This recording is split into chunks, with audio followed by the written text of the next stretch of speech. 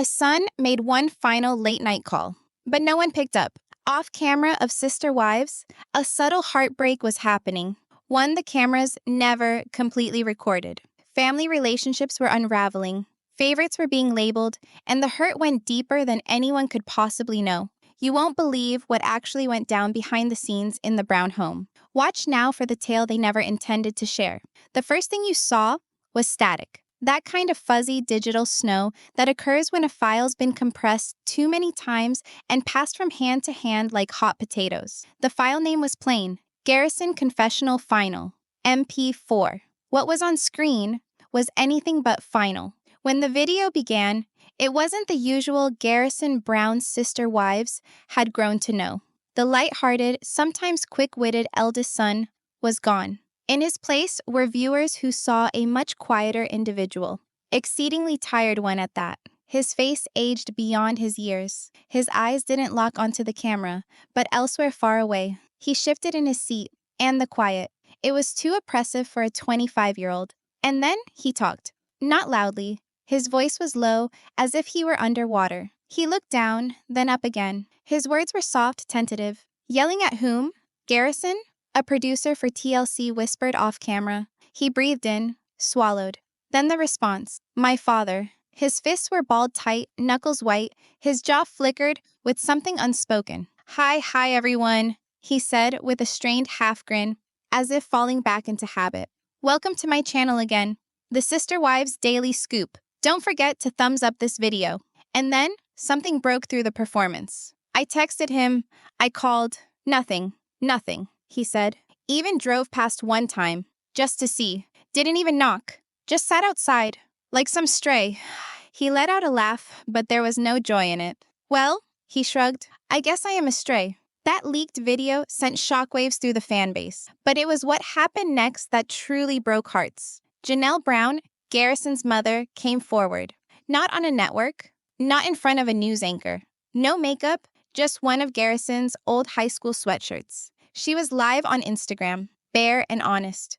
She trembled as she spoke. She stared directly into the camera, and you felt her hurt in each sentence. I begged Kody to call him, she stated. I begged. She took a nervous breath.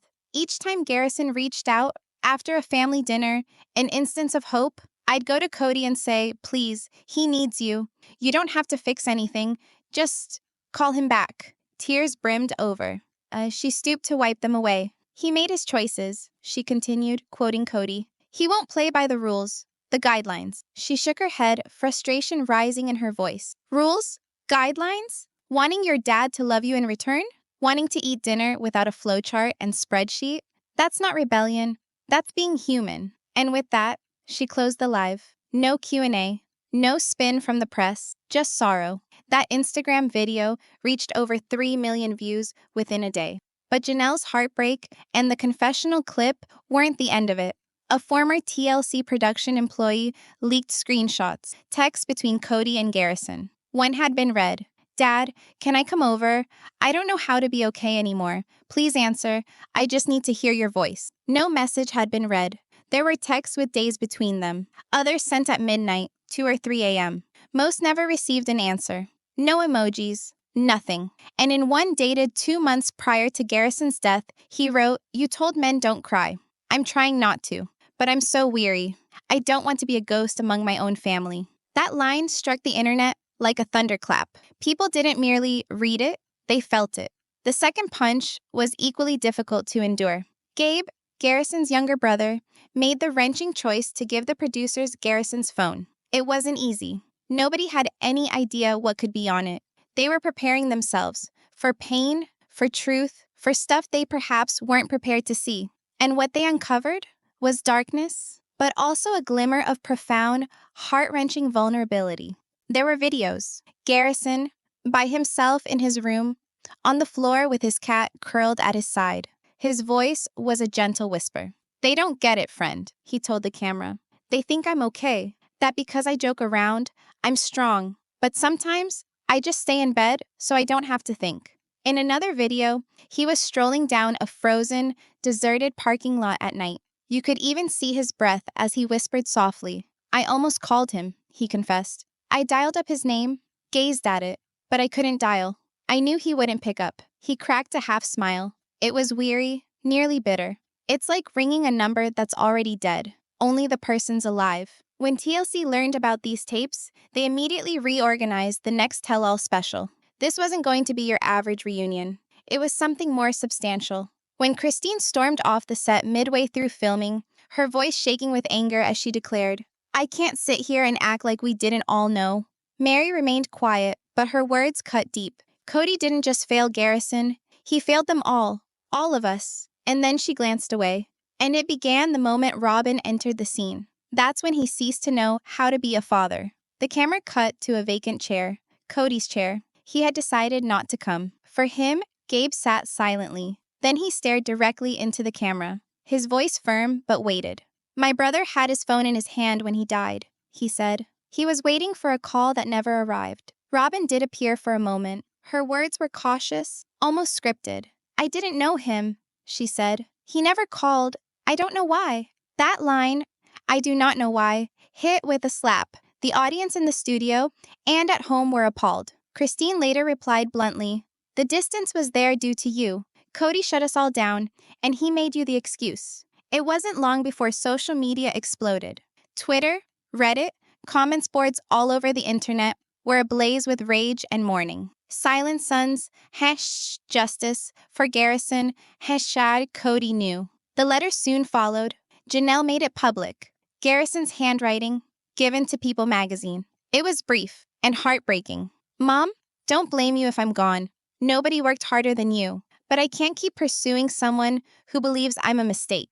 I'm not being dramatic. I'm just exhausted. Tell Gabe I love him. Tell Dad it doesn't matter anymore." There was nothing left to say. The words spoke for themselves. The world already knew. Somewhere, hidden away in a drawer, there's an old Android phone with a shattered screen. On it, there's a call log. An entry that still haunts those who've laid eyes on it. Garrison called his father Kody on the night he died. 2:47 a.m. Rang, then rang again. Went to voicemail. He didn't leave a message. He didn't ring again. And amidst that silence, a nation grieved a young man who was never heard at all. Until it was much too late. If you're still with me, and you want to keep going down this path, just say, "And there's more." Because there is. By now, there's no secret remaining regarding Kody Brown's favorite wife. It was clear years ago. The other wives noticed it, the viewers noticed it, and even the kids felt it. Kody's relationship with Robyn was always different. He stated as much, at one time even stating that God had blessed their union. So at this point, the discussion is not about whether Robyn was the favorite. That's in the books. But in the latest YouTube video, a new level of this family structure was uncovered. One that surprised many veteran Sister Wives followers. It wasn't all about a favorite wife anymore. As it turns out, Kody might have had a favorite kid as well. The video included Mykelti, and her husband Tony. For the first time, they spoke freely about something that many had only speculated about. Tony didn't beat around the bush. "I'll say this," he began. "Kody definitely has a thing for pretty things. He likes it when his sons and daughters are attractive." Then came the part that made Mykelti stop in her tracks. I think that's why he always said Aspen was his favorite. Mykelti frowned. That wasn't something she'd ever actually heard him say out loud. But, she conceded, in hindsight, it fit. Kody's attitude towards Aspen, his second oldest child, had always been off. Tony maintained what he'd stated. "I recall him saying Aspen was superior to the other children, that she was always dressed nicely. It was important to him. He said it. It was not me." And actually, based on Kody's past remarks, the suggestion didn't sound at all uncharacteristic. As it happens, a little earlier in the same video, Mykelti noted that Kody's mom, just like Robyn, had always gone out of her way to look put together every day. Groomed, she referred to it as, presentable. That expectation appeared to have become ingrained in Kody his entire life. Christine, one of the original Sister Wives, had said something similar on a recent episode. She recalled how Kody wanted the women in his life to appear in a certain way, always made up, always dressed to a T, and how that made her feel. "It's no surprise that I always felt uncertain about myself," Christine stated on the radio. "I was always comparing. But the thing is, he was comparing us too, to Robyn, constantly. She was elevated. and the rest of us just were not enough. I was always thinking I wasn't doing enough in the relationship. That soft admission from Christine resonated with a lot of viewers. And really, at this point, after almost 2 decades of Sister Wives, there isn't a whole lot about Kody Brown that can really surprise us anymore. Especially now, with fans waiting to see if TLC will approve a 20th season. By this point, we've all had a glimpse of Kody's narcissism. In a recent show, Meri didn't mince words. Kody's always wanted people around him to look good, she explained. When we first began dating, he used to take me shopping, buy me clothes. He wanted me to look a certain way. This preoccupation with looks, Kody's, is one that has cropped up repeatedly. From his well-coiffed hair to the manner in which he fawns over Robyn, it's obvious that pretty is a top priority for him. However, in a recent Patreon video uploaded to YouTube, Kody's daughter, Mykelti, and her husband, Paedon, spoke candidly about how that preference could have carried over to his kids as well. Tony bluntly stated, "Kody certainly has a strong preference for pretty things. He enjoys when his children are good-looking. That's likely why he insisted on Aspen being his favorite at all times." That confession shocked Mykelti. She hadn't known that her father had ever uttered those words aloud, but she immediately added, "Looking back, yeah, his actions made it seem that way." She hesitated. "He never told me that, but he treated me like it." Tony stood by what he was told. "He told me so," Tony remembered. "Aspen was always dressed up, looking clean. That meant something to him. I'm just saying what I heard." The second born of the family, and one who's herself come out and professed her own vulnerabilities, Mykelti confessed that hearing Kody single out a daughter so explicitly only served to compound the weight she'd been carrying around since childhood. Christine, Kody's third ex-wife and Mykelti's mother, had something to say about it as well. His favorite being Aspen? Yeah, that was an issue, she stated.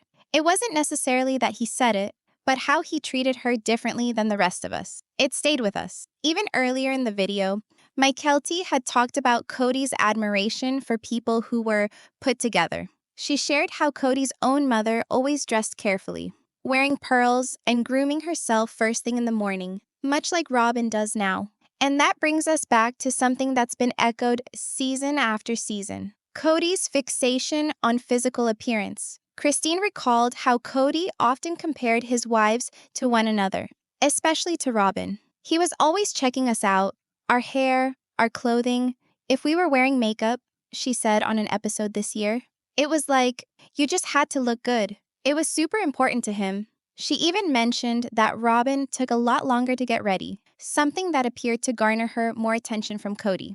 Reflecting back, Christine's feelings were still fresh. It's no surprise that I was always doubting myself, doubting if I was enough. Because while I was judging myself against the others, he was doing the same thing, constantly putting Robyn on a pedestal. The rest of us, we just weren't enough. Meri also commented on Kody's fixation on appearance during that same episode, sharing her own experiences that paralleled what Christine talked about.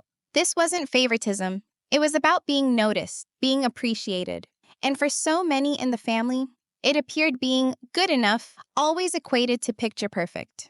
Meri once made a comment that resonated with many viewers. Kody has always needed the people around him to be good looking. He needed me to be good looking. When we first started dating, he'd take me shopping, buy me clothes. It was not just about looks. It was about expectations. Those that weren't necessarily vocalized, but somehow still hung in the air. And that notion of being the favorite, wife or child, has caused a lot of unspoken hurt in this family. Recently on a live stream, Mykelti, Kody's 18th and youngest child, shared about her own messy experience with that moniker. She was quick to tell her that she never had to be Kody's favorite, but she did acknowledge that there was a moment when it sort of felt like that. "I think I was his favorite at one time," she said. "He never told me, but there was a time when I think I filled that position, even just for a short period of time." Tony, her husband, agreed. He believed that short phase probably came after Christine, Mykelti's mother, separated from Kody. During that time, Mykelti continued to visit Kody and Robyn. Even when many of her siblings had distanced themselves, she tried to keep the peace, to mediate, to hold on to whatever connections still remained. But things changed. Following Garrison's funeral, Mykelti wrote on Patreon, telling us that things had changed for her with Robyn. Though she did not go into full detail, she suggested that all that had happened lately, perhaps the silence, the tension, the lack of support, had opened her eyes to seeing things differently. Interestingly, during that same period, Mykelti gave birth to twin boys, Archer and Ace. And according to Tony, that achievement mellowed some of the tension between her and Kody. For a moment, she was back in her dad's good books. Nevertheless, Mykelti was adamant. Being the favorite wasn't something she desired. It was short-lived. I did great out of Mom's 6 children, she laughed.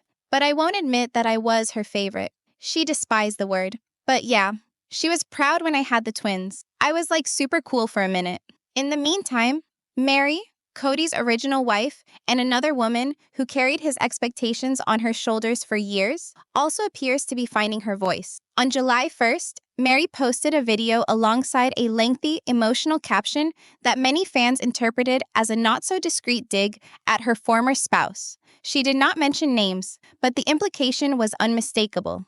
"I'm not expecting anyone to do anything for me. I'm not demanding perfection," she wrote. "I'm just saying, if you're genuinely interested, be intentional. Let me know that I'm important to you. Let me know that you value me." She went on to say that she knows her own value, and she's not going to accept anything less. "I've got something to offer. I lead a lovely life, and I'm searching for someone who will complement that, not attempt to fill it in." It was a liberating message, one that struck home with fans who've witnessed her path from heartache to restoration. And for many, it was a vivid reminder. Love isn't about competition. Not between wives, not between children, not within any family. I will not chase. I will not compromise. Not anymore. That's what Meri Brown penned a while back in a posting that was more akin to a hushed declaration of peace than one of defiance. She described what true love should be like. Not confusing, not stressful, but peaceful. Warm with laughter and comfort, not games or questions. When the right person comes along, she told us, you won't be left wondering. There will be calm, not confusion, joy, not questions. Supporters were quick to mobilize. The comment thread was filled with encouragement. "Don't you dare settle," one posted. "You've compromised enough. You deserve everything." "Kody was terrible," another posted bluntly. "Yes, girl, finally," wrote a third. "He never gave you what you needed or deserved." Meri and Kody's past goes back as far as 1989 when they legally wed. With time, the family expanded. Kody spiritually wedded Janelle and Christine, adopting the polygamy lifestyle. However, in 2014, Meri legally divorced Kody so that he would be able to marry Robyn legally and also adopt her children. By January 2023, it was truly over for Meri and Kody. But in all seriousness, the signs had been there for a long time. Every season, fans could see the gradual disintegration of their relationship and the growing coldness of Kody's treatment of Meri, often bordering on cruelty. Christine once shared something particularly hurtful in season 28's Tell All. Kody had stolen his old wedding ring off Meri and melted it down. He called it a means of reclaiming control, so that Meri couldn't wield power over him anymore. And that wasn't the only blow. Meri said that at one time, Kody presented her with a list of a multitude of things he wanted her to do, things she had promised to do if there was ever going to be any hope for the relationship. She did them, all of them. And still, though Kody wasn't interested in rebuilding, "I don't really think of myself as married to Meri anymore," he told cameras. "And if she needed to move on and find somebody else, I wouldn't hold her back." She eventually did. As Meri left Flagstaff for Utah, Kody was clearly moved. He cried, saying that he'd loved the life they'd lived together, describing it as the end of an era. He even referred to her as his favorite ex-wife. But by that time, those words rang empty. Too little, much too late. So when Meri gets her footing back and gives fans a peek at her journey, many of them are supporting her. She's no longer holding out for affirmation from a man who couldn't see her value. And she's not the only one. Viewers across the country, especially women of her generation, are watching her rise and maybe finding a little strength of their own in the process. Let us know your thoughts in the comments below. And if you want more updates like this, be sure to subscribe to our channel. Thanks so much for watching.